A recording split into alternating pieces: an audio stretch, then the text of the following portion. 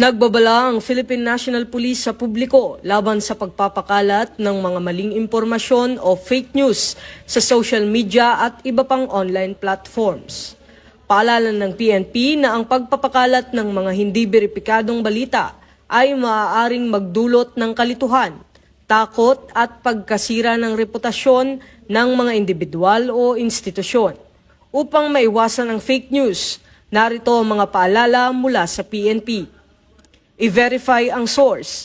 Siguraduhin galing sa opisyal na PNP pages, government agencies o lehitimong media organizations ang balitang inyong ibinabahagi. Hindi lahat ng viral ay totoo. Maging maingat sa mga larawan at videos na lumalaganap online. Maaaring luma, edited o pinalabas ng hindi tama ang konteksto.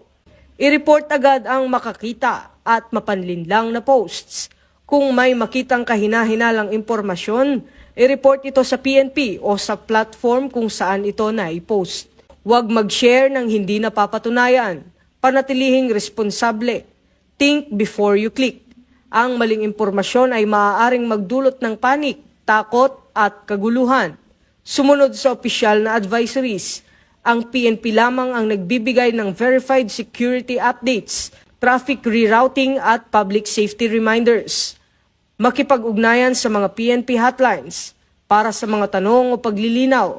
Direktang makipag-ugnayan sa pinakamalapit na police station o sa opisyal na communication channels.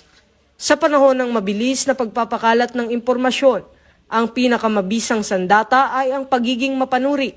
Sama-sama nating labanan ng fake news upang mapanatili ang kapayapaan, kaayusan at kaligtasan sa buong komunidad.